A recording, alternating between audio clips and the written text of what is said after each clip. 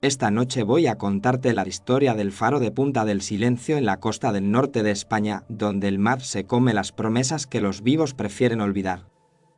Dicen los marineros que allí las olas hablan con voz de niña y que quien se queda escuchando demasiado tiempo termina oyendo su nombre, susurrado dentro de la cabeza, como si fuera un pensamiento ajeno.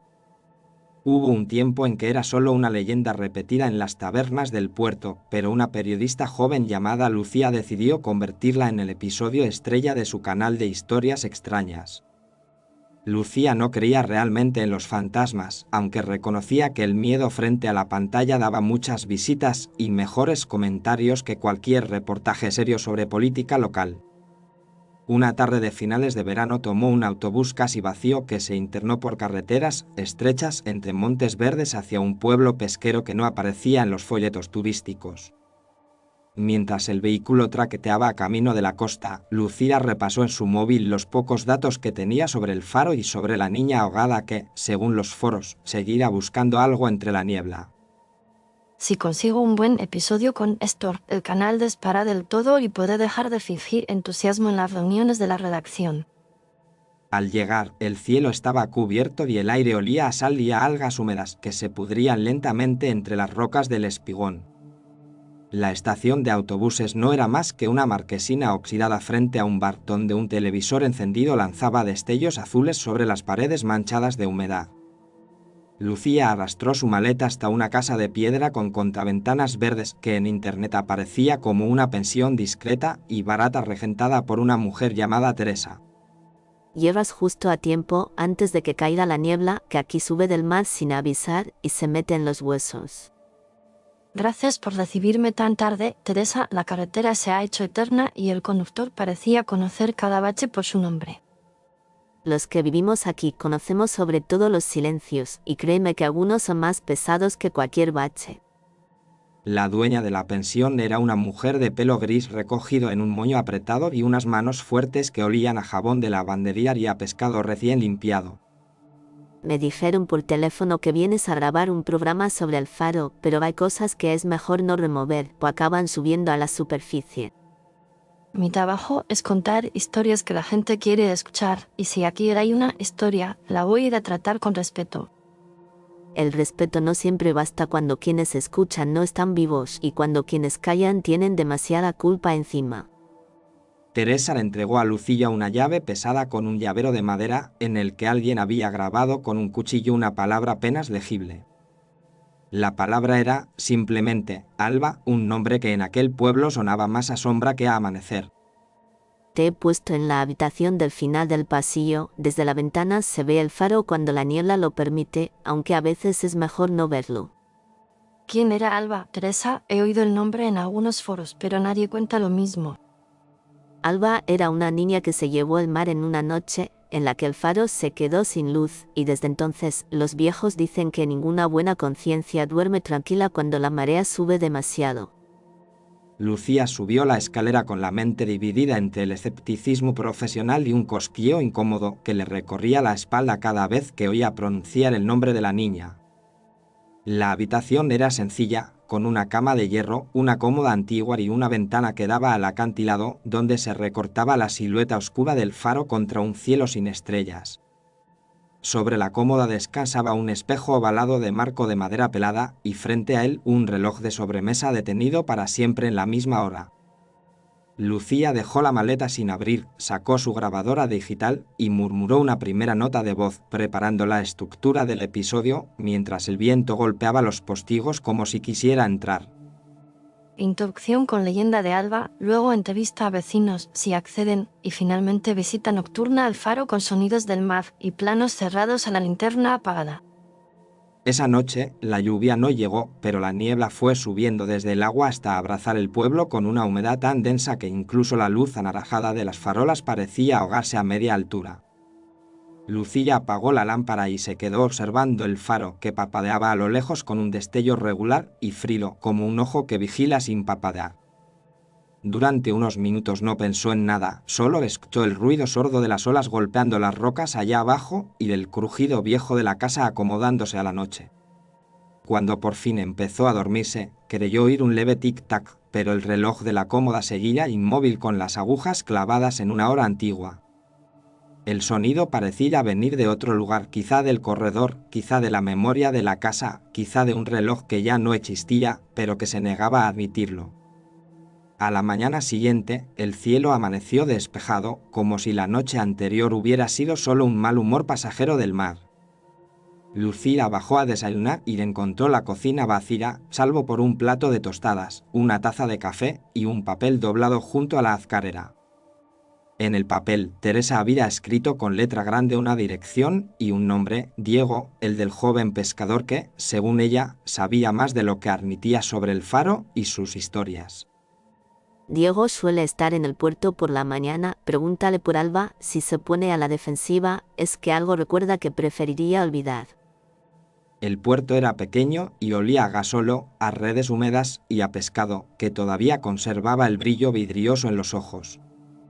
Los barcos descansaban apretados unos contra otros, y los hombres charlaban en voz baja mientras arreglaban nudos y organizaban cajas de plástico de colores. Lucía reconoció a Diego por la descripción de Teresa, un joven de barba corta, tatuajes en los antebrazos y una mirada que alternaba la desconfianza con una curiosidad mal disimulada. Perdona, Diego, necesito hablar contigo sobre el faro y sobre una chica llamada Alba para un reportaje de mi canal. Depende de qué tipo de reportaje quieres hacer. Si vienes a reírte de la gente del pueblo, mejor vuelve a tu ciudad. No me río de nadie, solo cuento historias y cuanto más reales más impacto tienen porque la gente nota cuando alguien miente. Aquí todos contamos historias, pero algunas las contamos hacia afuera y otras solo hacia adentro. Y las que son para adentro no les gustan ni a los vivos ni a los muertos. Diego se encendió un cigarrillo sin apartar la vista de las gaviotas que planeaban sobre los barcos, y durante un instante pareció decidir si la conversación merecía la molestia. Alba era mi tía.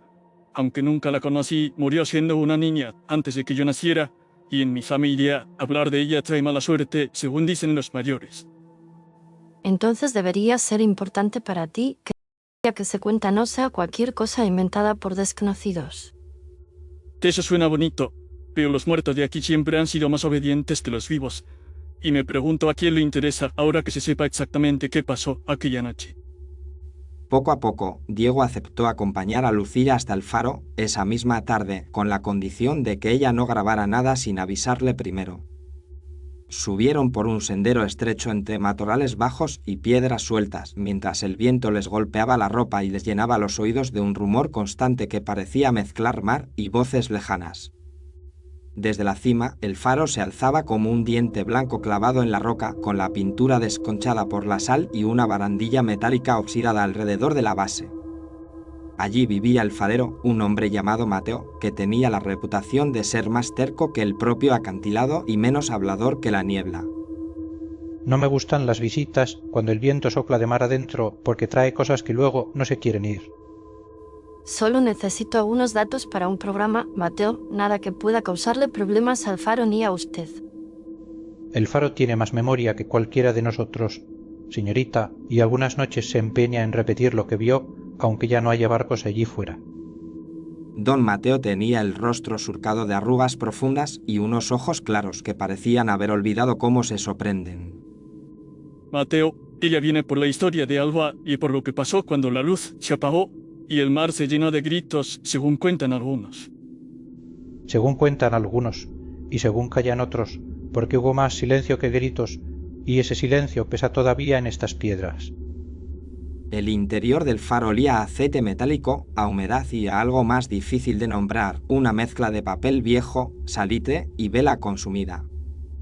En una pared colgaba una fotografía en blanco y negro en la que se veía una niña de unos 10 años, de pie junto a la barandilla del faro con un vestido sencillo y el pelo recogido en trenzas. Al pie de la foto, alguien había escrito solo un nombre, Alba, y una fecha que coincidía con una noche de tormenta de hacía muchas décadas. ¿Por qué guardan esta foto aquí si su familia no quiere hablar de ella? ¿Y por qué parece que nadie ha tocado de este marco en años? Porque el faro no olvida a quienes estuvieron cerca de su luz cuando más la necesitaban, y porque ella mira desde ahí cuando las olas se levantan y buscan lo que perdieron. Más arriba, las escaleras de hierro subían en espiral hasta la linterna y sus pasos resonaban como golpes secos en una cáscara hueca que amplificaba cada sonido. Lucía sintió un escalofrío cuando pasó junto a una puerta de madera encajada en el muro lateral que estaba cerrada con un candado viejo cubierto de óxido. ¿Qué hay tras esa puerta, Mateo? Se oye como un leve eco detrás cuando hablamos. Es como si estuviera respirando algo dentro. Solo hay trastos sin importancia, un almacén de cosas que ya no sirven, pero que nadie se atreve a tirar por costumbre. La respuesta fue demasiado rápida y demasiado seca, y Lucía notó cómo Diego desviaba la mirada hacia el suelo, fingiendo no haber reparado nunca en aquella puerta cerrada. Tras la visita, el sol empezó a caer y los tres se quedaron unos segundos en silencio, contemplando el mar que brillaba con reflejos de cobre y de sangre gastada al horizonte. Mi abuelo decía que esa noche el cielo se volvió del mismo color que el agua y que el faro parecía estar allí solo para mirar cómo se hundía el barco sin hacer nada. ¿Quién decidió apagar la luz? Diego, ¿fue un fallo o hubo una orden? Tenemos que aclararlo si queremos contar la historia de verdad. Hay quien dice que fue un corte de corriente, pero en este pueblo sabemos que nada se corta solo cuando a cierta gente le conviene que nadie vea demasiado. Lucía regresó a la pensión con varias grabación y muchas más preguntas de las que traía, pero también con la sensación incómoda de que había cosas que nadie estaba dispuesto a decirle en voz alta. Esa noche, la niebla volvió a subir del mar más espesa y más rápida que la anterior, envolviendo las farolas en halos lechosos que parecían 11 lunas deformes colgadas muy bajas. En su habitación, Lucía colocó la grabadora sobre la cómoda, abrió su portátil y comenzó a ordenar el material mientras el faro lanzaba su destello regular al fondo como un pulso distante. El espejo ovalado reflejaba la luz de la pantalla y de vez en cuando el reflejo del destello que entraba por la ventana pintaba un círculo pálido sobre el cristal. Cuando rebobinó la primera entrevista con Diego, escuchó algo que no recordaba haber oído en directo, una voz suave entre su pregunta y la respuesta de él. La voz no decía palabras completas, sino apenas un murmullo musical que se parecía sospechosamente al ritmo de un nombre repetido en un susurro infantil. Lucía aumentó el volumen y sintió que el murmullo se le metía en la nuca como un aire frío que sopla desde detrás de la piel. Este mix de audio parece contaminado, pero no estaba grabando ningún otro canal. Nada explica ese susurro tan claro entre mi voz y la de Diego. No quiso seguir escuchando sola, así que guardó los archivos, apagó el portátil y se obligó a pensar en cosas triviales mientras se lavaba la cara frente al espejo. El destello del faro entró de nuevo, reflejado en el cristal, y durante un segundo le pareció que detrás de su propio rostro había otra forma más baja, más delgada, más inmóvil. La imagen era tan breve que pudo culpar al cansancio, pero cuando se giró hacia la cama, encontró sobre la almohada algo que juraría no haber visto allí antes. Era una pequeña llave oxidada, atada a un trozo de cordel deshilachado, idéntica a las que se usaban antaño para cerrar habitaciones en casas que ya no existen. Teresa no habría dejado esto aquí sin decirme nada, y Mateo habló de un almacén lleno de trastos que nadie usa. Quizá la llave abra algo que no quieren que vea. Guardó la llave en su bolsillo y pasó una noche inquieta en la que el sueño se mezcló con imágenes de escalones de hierro húmedos y puertas que respiraban al ritmo de la marea. A la mañana siguiente, fue directamente a la cocina de la pensión, donde Teresa la esperaba removiendo un guiso que llenaba el aire de olor a laurel y a pescado. Encontré una llave pequeña en mi almohada anoche, y me gustaría saber si pertenece a esta casa o si alguien la ha olvidado allí por error. En esta casa no se olvida nada, porque todo es demasiado pequeño para que algo se pierda así sin más, y si una llave aparece en tu almohada, quizá no sea tu casa la que quiere que la abras. Mateo mencionó un almacén en el faro, y ayer noté una puerta cerrada con candado. Quizá la llave tenga que ver con ese cuarto. Si te empeñas en abrir lo que otros cerraron hace tanto tiempo, recuerda que no solo se abre la puerta, se abre también la noche que se quedó atapada detrás. Teresa retiró el guiso del fuego como si hubiera dicho demasiado, y luego cambió de tema con la brusquedad de quien cierra una ventana antes de que entre un olor que conoce demasiado bien. Lucía se reunió de nuevo con Diego y le enseñó la llave mientras caminaban hacia el faro, bajo un cielo cubierto de nubes que avanzaban deprisa como si huyeran de algo que nadie veía. Nunca he visto esa llave en casa y mi madre guarda todas las viejas en una caja de metal que no deja que nadie toque. Anoche la encontré en la almohada sin que nadie más hubiera entrado en la habitación y la forma coincide con la cerradura de la puerta del almacén del faro. Si es así, alguien o algo quiere que entres, y conociendo este sitio, no estoy seguro de que sea buena idea hacerle caso. Cuando llegaron al faro, el viento soplaba con ráfagas irregulares que hacían vibrar la barandilla metálica y arrancaban de vez en cuando un lamento breve de algún rincón de la estructura. Demasiado pronto, otra vez, ya estuvisteis ayer, y el mar no ha tenido tiempo de olvidar vuestras preguntas ni vuestras pisadas. Solo necesitamos hacer unas tomas adicionales dentro, nada que altere el funcionamiento del faro, se lo prometo. Las promesas pesan más que las piedras cuando no se cumplen, y en este lugar ya hay promesas de sobra hundidas bajo el agua. Mientras Mateo se ocupaba de unos papeles en la planta baja, Lucía y Diego subieron en silencio hasta la puerta del almacén, que seguía cerrada con el candado oxidado. La cerradura parecía tan antigua que uno habría esperado que se deshiciera al primer intento, pero la llave encajó con una suavidad inquietante, como si hubiera estado esperando ese giro desde hacía décadas. El interior olía a madera mojada, tela descompuesta y polvo salado que se pegaba a la lengua. Había cajas apiladas, lámparas de aceite apagadas, mapas marítimos enrollados y un viejo reloj de pared apoyado en el suelo con la esfera agrietada.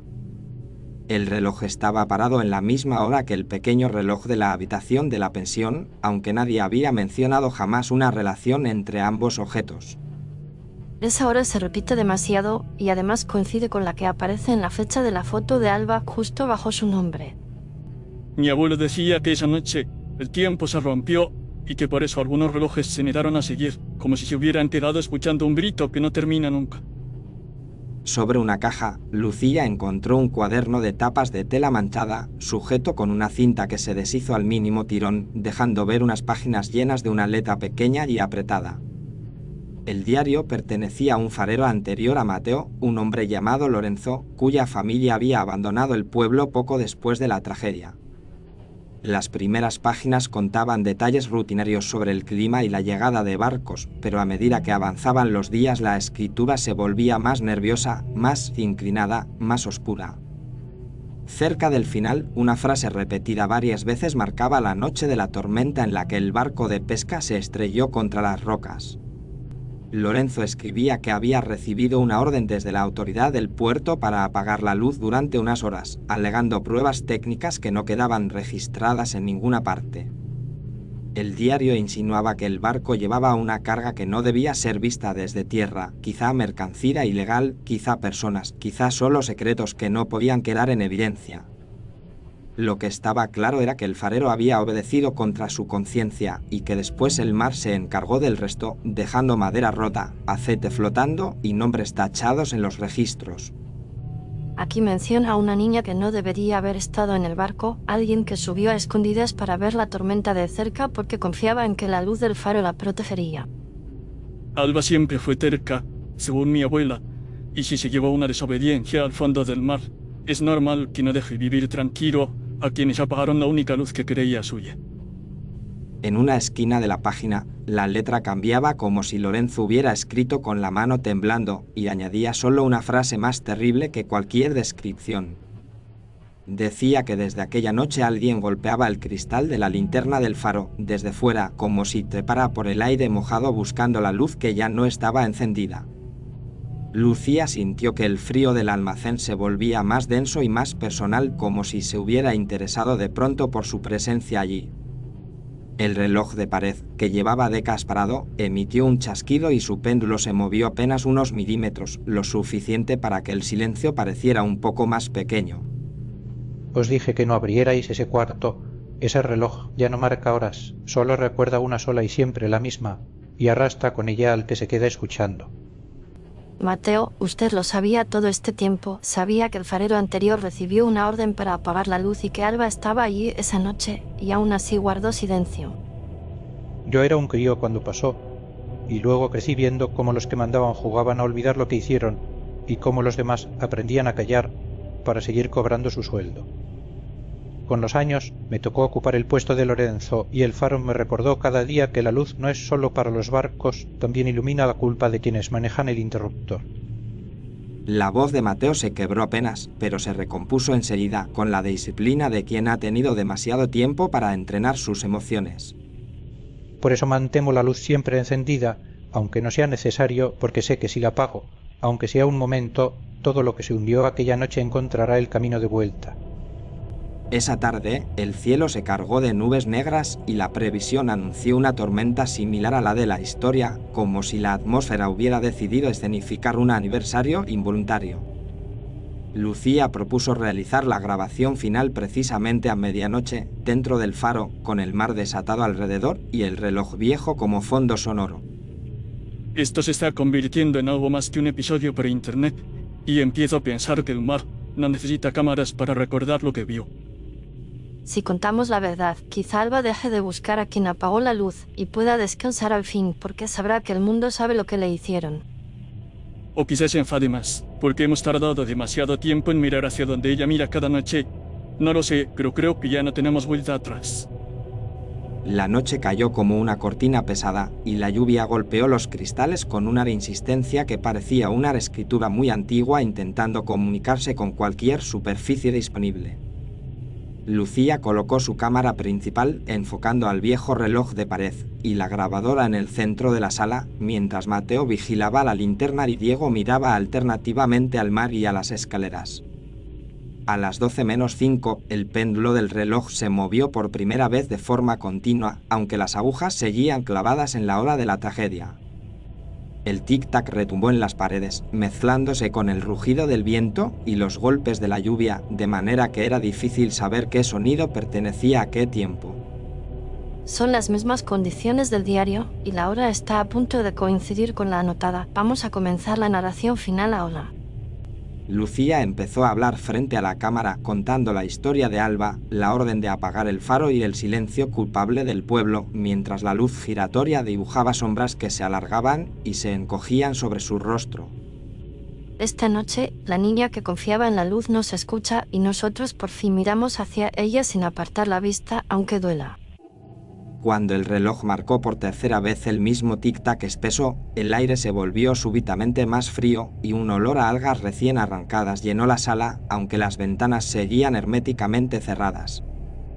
Diego se abrazó los brazos sin querer, y Lucía notó cómo su respiración se hacía más corta sin que ella hubiera decidido cambiarla. ¿Oyes eso? Hay algo más, además del viento. Es como si alguien subiera las escaleras descalzo arrastrando agua con cada paso. El sonido era tan tenue que podría haber sido imaginación, pero el cuerpo de todos reaccionó como si fuera real, porque el miedo sabe reconocer ciertos ritmos aunque la mente dude. De pronto, el espejo ovalado que Lucía había traído del almacén para usarlo como elemento visual se empañó desde dentro, formando un círculo de vaho frío en el centro del cristal. En ese círculo apareció muy lentamente una forma pequeña, un rostro de niña con el pelo pegado a la frente, como si acabara de salir del agua y nunca se hubiera secado del todo. La luz debía estar encendida, prometisteis que estaría encendida siempre, y sin embargo el mar estaba oscuro y nadie me vio caer. La voz de Alba no sonó en el aire exactamente, sino dentro de las cabezas de quienes estaban allí, y aún así la grabadora la captó con una claridad casi insoportable. Yo miraba el faro desde la barandilla y creía que mientras aquella luz siguiera girando nada malo podría sucederme. Cuando se apagó, no entendí por qué la tormenta seguía igual y el barco empezó a crujir como si fuera de papel y el mar entró por todas partes. Grité muchas veces, pero la lluvia gritaba más fuerte y la luz seguía sin volver y pensé que era porque yo había hecho algo malo al esconderme a bordo. Las palabras de la niña no eran un reproche directo, sino una narración detenida en el momento en que el miedo todavía no sabe a quién culpar. Luego entendí que no fue un accidente, que alguien eligió que no hubiera luz para que un secreto se hundiera, y yo me hundí con él, y nadie pronunció mi nombre delante de los culpables. Tu nombre no quedó del todo borrado, Alba, porque el faro lo repite en silencio cada noche, aunque nosotros no tengamos valor de decirlo en voz alta. Mateo habló sin darse cuenta de que lo hacía, y por un momento su voz adulta se mezcló con la de la niña en un coro extraño que hacía vibrar el aire. Tú estabas aquí arriba cuando se apagó la luz y sentiste cómo el mar se tragaba el barco, y aún así pasaste años fingiendo que el faro nunca había visto nada. Tenía miedo, y era joven, y pensé que nadie me creería contra la palabra de quienes mandaban, pero eso no es excusa, lo sé ahora y lo supe siempre. No quiero castigaros, solo quiero que alguien lleve mi nombre a la superficie y que el reloj deje de repetir la hora en que dejé de respirar. La aguja del reloj tembló como si quisiera avanzar un minuto, y del tic-tac se aceleró hasta parecer un corazón al borde del colapso.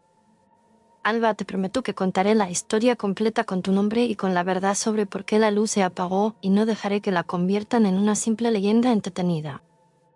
Las leyendas no me devuelven nada, pero la verdad puede dejar de empujarme hacia la superficie cada noche, porque sabré que por fin alguien está mirando donde yo miraba. Yo también hablaré en mi casa y en el puerto, y diré que no fue el mar, sino la decisión de unos pocos la que te mató y que los nuestros callaron demasiado tiempo. La figura en el espejo parpadeó como si una ola invisible hubiera pasado por delante, y el vaho empezó a disiparse, dejando el cristal nuevamente vacío.